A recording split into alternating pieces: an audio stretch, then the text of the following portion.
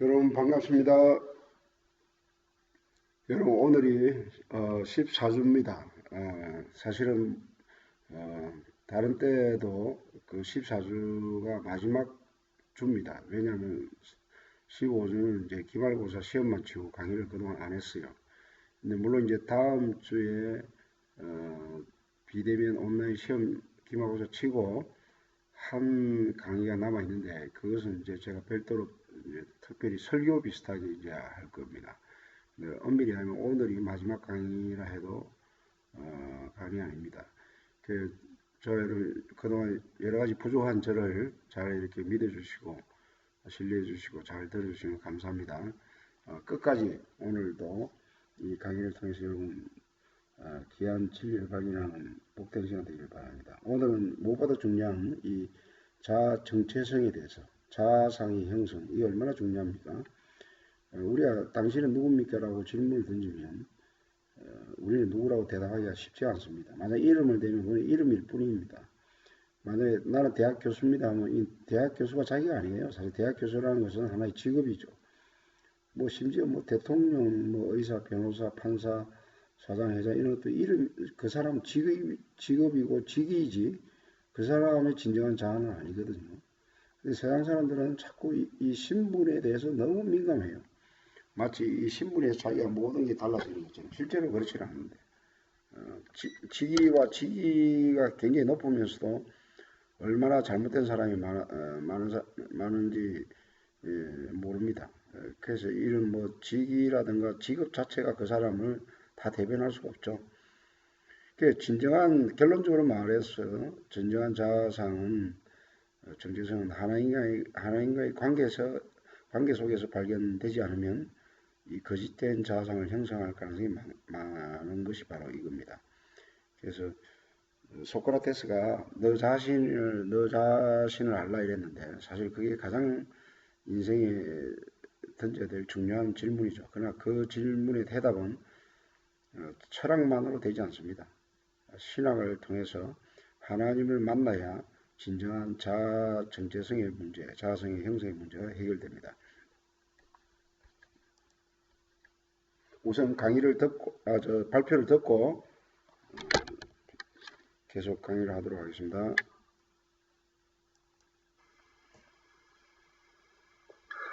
안녕하십니까. 창의성과 문제 해결 11조의 발표를 맡은 이동훈입니다. 저희 조는 자아 정체성의 문제를 주제로 PPT 김설민 학생, 자료조사 이지훈 학생, 박세빈 학생으로 총 4명이서 역할을 분담하여 발표를 준비했습니다. 저희 조의 목차는 다음과 같습니다. 우선 자아 정체성의 정의에 대해 정리하였고, 자아 정체성이 보내는 신호에 대해 알아보았습니다. 그것을 토대로 문제해결 방안과 예시를 정리하였고, 자아 정체성에 대한 성경적 시각으로 마무리하였습니다. 자아 정체성이란 자기 자신의 독특성에 대해 안정된 느낌을 갖는 것으로 행동이나 사고, 느낌의 변화에도 불구하고 내가 누구인가를 일관되게 인식하는 것입니다. 즉, 자기 자신이 누구인지를 스스로 생각하는 것이 자아 정체성입니다. 이러한 정체성은 평생을 거쳐 확립되어야 하는데 자아 정체성의 확립이 제대로 되지 않을 시 자기 정체성에 대해 혼란이 오는 문제점이 따를 수 있습니다.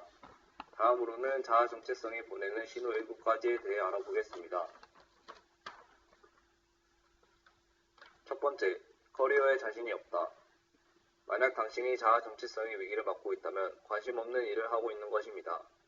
당신은 매번 만족하지 못하기 때문에 아마 기존의 직장에서 이직하고 싶어하는 것일지도 모릅니다. 두 번째, 얕은 인간관계. 불안감 때문에 인간관계를 깊게 가지지 않는 것을 더 선호하는 것입니다. 친밀한 관계에는 자신의 꿈, 열정, 목표, 두려움을 공유하는 깊은 대화도 나누는 것이지만 이러한 친밀함에 두려움을 느낄 수 있습니다. 세 번째, 스스로 내린 결정에 대한 대물음. 자아 정체성의 혼란에 빠지면 지나치게 생각이 많게 될 수 있습니다. 잘못 결정을 내리는 것을 두려워하기 때문에 결정을 내리기 전에 생각을 많이 하게 되며 아마 결정을 내리고 나서도 생각을 많이 하게 될 것입니다.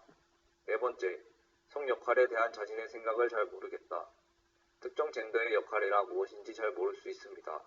아마 자신은 고정관념에 박힌 성 역할에 맞게 행동하기를 강요받을 수도 있고 남자나 여자가 해야만 하는 사회의 시각에 부응하며 살아가기로 결정했을 수도 있습니다.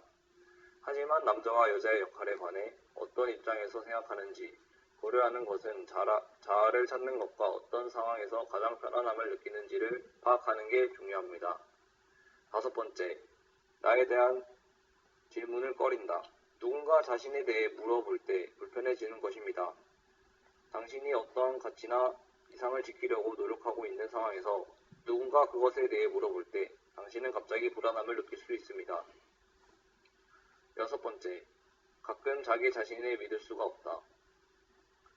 불신을 안고 살아가며 거짓말하는 사람 또는 매력 없는 사람으로 간주되는 것을 두려워하면서 살아가게 되는 것입니다.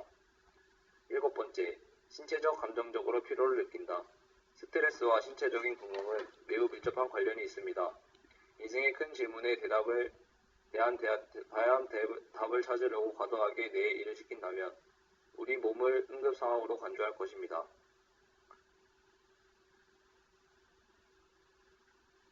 만약 이런 징후를 가지고 있더라도 이상할 것이 없습니다.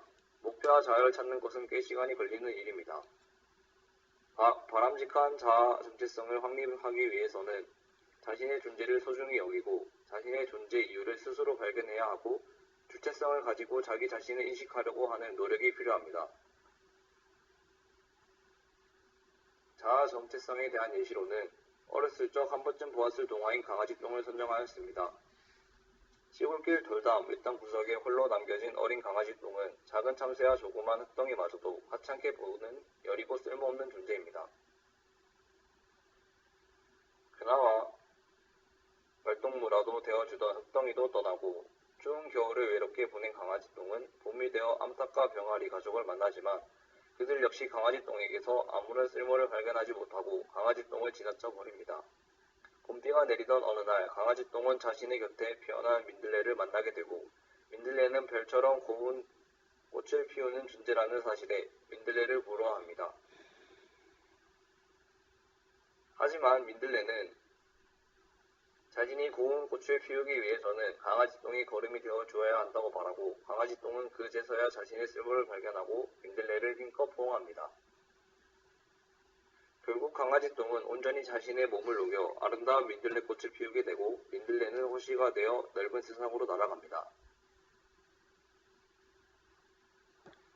이처럼 강아지 똥은 자신의 정체성을 알지 못하여 낮은 자존감으로 삶의 의욕을 잃고 살아가고 있다가 민들레에게 삶의 방향성을 얻고 자신의 삶을 살아갑니다. 우리도 이처럼 방향성을 잃고 살아가고 있습니다. 강아지 똥이 민들레에 의해 삶의 방향성을 알아간 것처럼 우리도 주님에게 우리의 삶의 방향성을 구하며 우리의 삶의 목적을 이뤄야 한다고 생각합니다. 다음으로는 자아 정체성에 대한 성경의 말씀을 보겠습니다. 창세기 1장 31절 말씀, 하나님이 그 지으신 모든 것을 보시니 보시기에 심히 좋더라 라는 말씀이 있습니다. 활용점정이란 사자성어가 있습니다. 이는 무슨 일을 할 때 가장 중요한 부분을 완성하는 것을 의미합니다. 하나님께서는 우주를 창조하시고 마지막에 하나님의 형상대로 지으신 사람을 통해 활용점정을 찍으셨습니다. 그리고 사람을 만드시며 감탄사를 연발하셨습니다.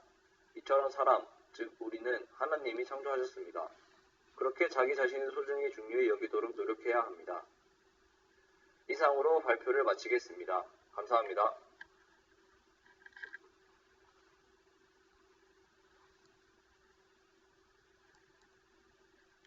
예, 학생 아주 발표, 정말 학생이 발표 특히 발음이 굉장히 정확하고 또렷하게 들리고 참 제가 보기도 듣기가 좋아요.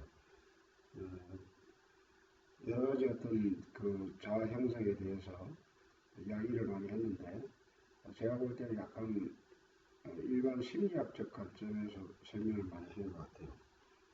근데 이제 보통 이제 13분 정도 이렇게 학생이 발표해야 되는데 짧게 발표한 게 오히려 도움이 된 것 같아요. 왜냐하면 내가 좀 강의할 내용이 좀 많이 있으니까. 일단은 제 강의를 통해서 이 핵심이 뭐냐면 우리는 인생을 살면서 잘못하면 거짓 자아의 형성을 할 가능성이 많다는 것이죠. 이 거짓 자아 형성을 하는 과정에서 뭐냐면 세상이 주는 질문이 주로 있죠. 뭐냐면 나는 무엇을 하고 있는가? 이 세상 사람들은 내가 뭘 하고 있는가에 따라 사람의 어떤 격을 평가할 때가 참 많아요. 그래서 우리가 굉장히 좋은 직업을 원하는 것도 사람들이 굉장히 존경하고 뭔가 좋아하는 그런 직업을 갖기를 원하고, 이상하게 한국에는 아직도 직업에 귀천이 없다 그러지만 굉장히 그 직업에 대한 그 무시하는 그런 태도도 상당히 많이 있어요, 실제로. 그래서 좀 노동의 가치가 사실은 성경적으로 보면 굉장히 신성하고 좋은 건데도 이렇게 노동하는 사람들을 무시하는 그런 경향성이 있죠. 마치 사자 붙은 사람들이 굉장히 좋은 직업인 것처럼 의사, 변호사, 판사 뭐 이런, 그러니까 어떤 직업의 어떤 고위직에 따라서 그 사람을 평가하는 그런 경향들이 있는데, 우리도 모르게 그런 세상의 관점에서 자꾸 자기를 맞추려고 해요. 맞추려고. 그게 부족하면 열등감을 느끼고, 그게 이렇다 하면 또 그 사람들은 잘못된 자성이 뭐냐면 굉장히 교만해지죠. 교만해지고 내가 이런 위치에 있는데 하는. 그러니까 이거는 참 이 세상이 주는 이 질문 참 중요한 질문입니다. 나는 무엇을 갖고 있는가? 무엇을 소유하고 있는가? 아파트도 굉장히 평수가 높고 고급 아파트를 가지고 있으면 사람들이 인정하고, 뭐 이렇게 집이 없고 이런 가난하면 굉장히 그 사람을 무시하는 경향된 세상이 있죠. 근데 세상이 그런 관점으로 바라다 보니까 우리도 그게 맞추려고 애를 쓰는 그런 자상이 있거든요. 그 내가 뭔가 조금 돈이 없고 부족하면 굉장히 뭔가 잘못된 것인 양, 마치 비천한 사람이고 뭔가 모자란 사람인 것처럼 스스로 그렇게 생각할 경향이 있다는 거죠. 왜냐하면 세상이 자꾸 그런 관점으로 우리를 바라보니까. 그러나 이거는 잘못된 것이죠. 다른 사람이 나를 어떻게 생각하는가? 내가 어떤 확신을 가지고 내 주체성에 어떤 가치관이 확실하면 그게 뭐 그릴 것 없이 하면 되는데, 하면서도 다른 사람이 나를 어떻게 생각할 것인가, 굉장히 다른 사람의 시선에 우리가 민감해요. 그런 요인들을 이리 보면 특별히 이제 그 요인을 만드는 대상들이 있는데, 부모, 태어날 때부터 우리가 부모의 가장 영향을 많이 받죠. 그리고 좋은 부모, 특별히 좋은 부모라는 건 뭐냐면 좋은 가르침이 있는 부모가 참 중요해요. 아이를 실수하고 넘어질 때 너는 잘할 수 있다 하고, 너는 소중한 애야, 너는 훌륭한 애야 하고 칭찬하고 격려하고, 뭔가 그 애를 소중히 여기는 그런 사랑을 받는 그런 존재로 키우는 저마다 여러분 가정 환경이 있는데, 그런 부모를 만났으면 여러분 참 좋은 자상을 가질 가능성이 많죠. 선생님이나 또는 친구, 이웃들, 우리가 만나는 사람들이 나를 어떻게 생각하느냐에 따라서 우리가 상당히 그 영향을 많이 받게 되는데, 그러나 이 영향 받는 것도 이것도 어떤 면에서 물론 여기에서 이런 어떤 그 영향을 받는 어떤 가능성에서 자유로운 사람은 아무도 없어요. 강의를 하고 있는 저도 사실은 이런 환경에 의해서 지배를 받을 수밖에 없다고. 그러나 이제 이것도 문제 한계가 있다는 거죠. 성공한 사람들의 이미지. 항상 세상은 1등만 막 박수치고 2등은 아예 박수치지 않아요. 이 세상에 사는 사람들이 다 1등만 존재하는 게 아니잖아요. 1등만 뭐 소중한 사람이고, 특별히 뭐 나머지 꽁뚱한 사람은 그 사람이 뭐 실제로 꽁뚱이라는 그런 의미가 아닌데도 불구하고 우리는 그런 등수를 매가지고 그 사람을 평가하는 가능성이 많다고요.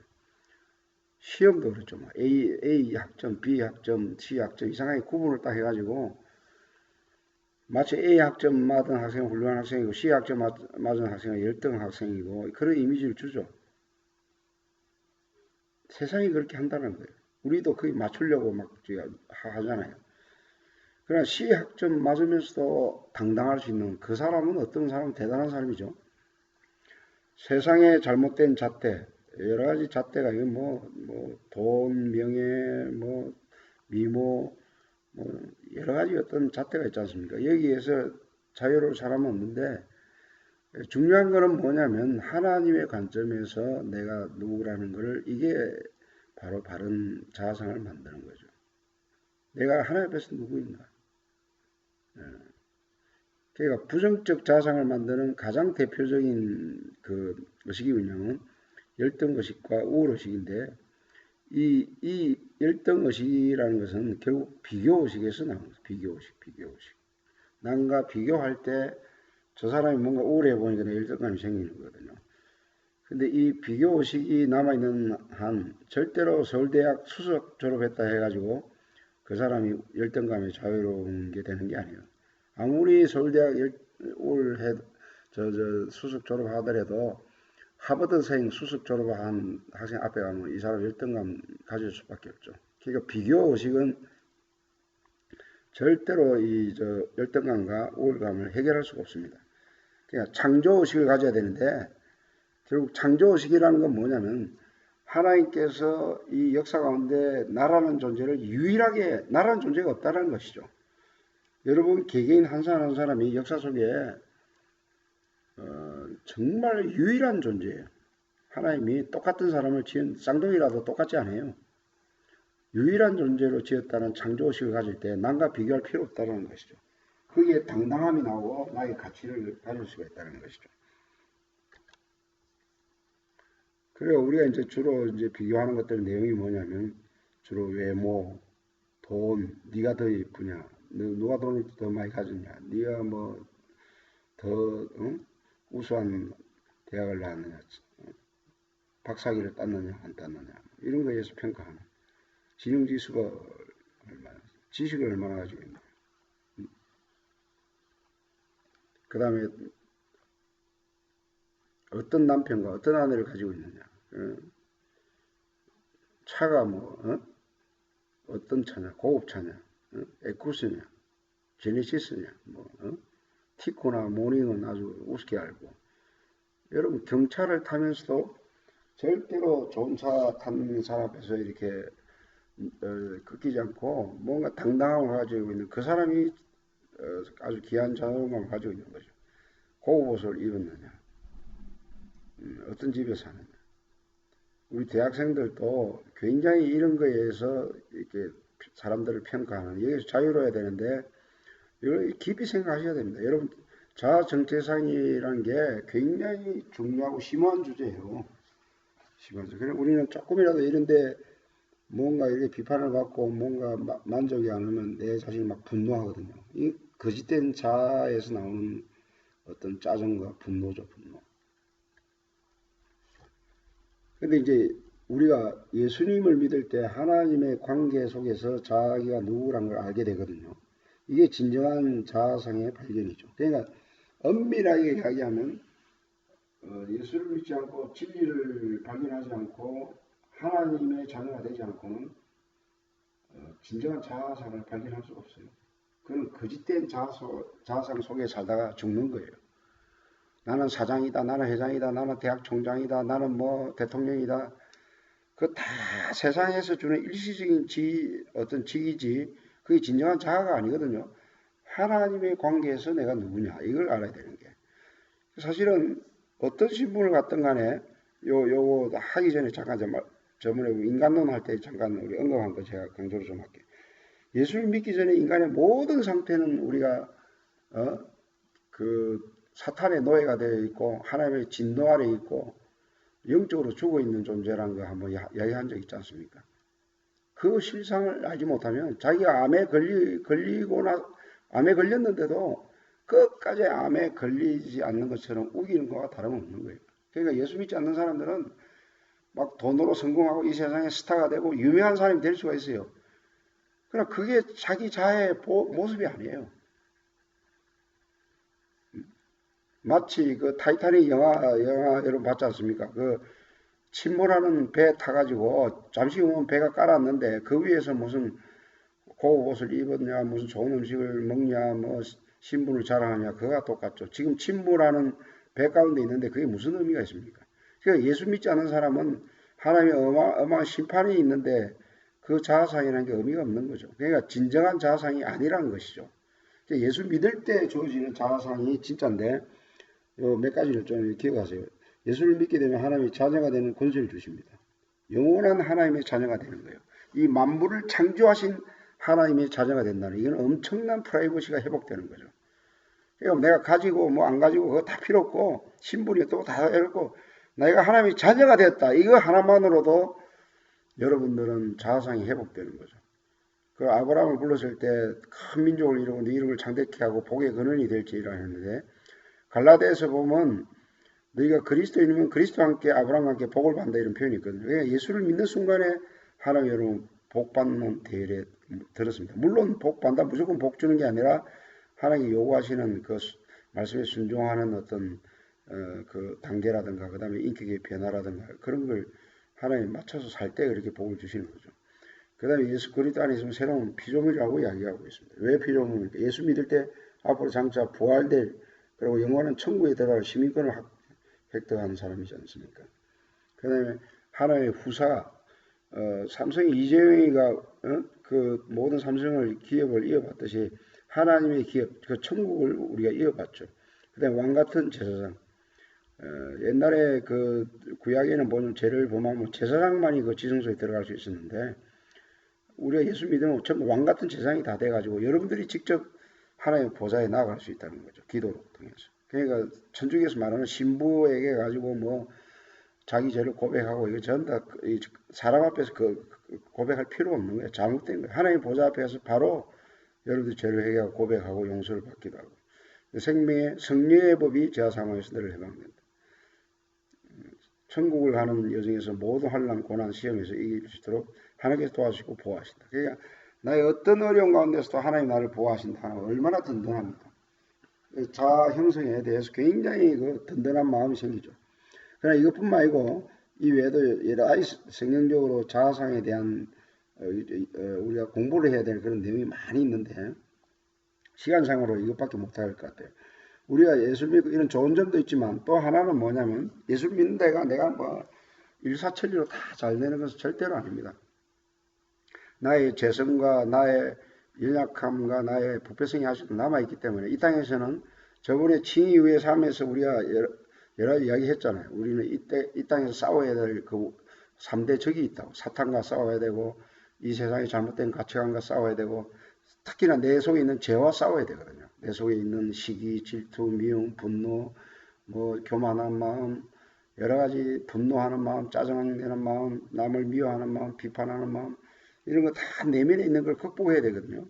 그걸 기도를 할 때 내가 약하지만 기도할 때 하나님께서 성령의 도우심으로 강한 능력을 주시죠. 그러면 이 세상에 아주 강한 자로 살 수가 있는. 그리고 바울이 뭐 여러 가지 이렇게 모순적이고 역설적인 이야기를 많이 했는데 내가 뭐 가난한 자 같으나 또 부자한 자라. 내가 사방으로 우겨 쌓임을 쌓여도 쌓이지 아니하고 답답한 일을 만나도 낙심치 아니하고 심지어 내게 사는 것이 그리스도니 죽는 것도 유익함이라. 참 영적인 아주 비밀스러운 이야기를 많이 했는데 우리가 예수를 믿게 되면 이만큼 자아에 대한 진정한 자아를 발견하게 되고 여기에는 진실하게 되고 죄가 들어오면 죄와 회개하게 되고 결국 하나님의 용서 가운데 하나님과 동행하는 그런 멋지고 정말 훌륭하고 아름다운 그런 귀한 믿음의 삶을 살 수 있다는 것이죠. 그러면 거기에는 좋은 자아상이 형성될 줄 믿습니다. 감사합니다.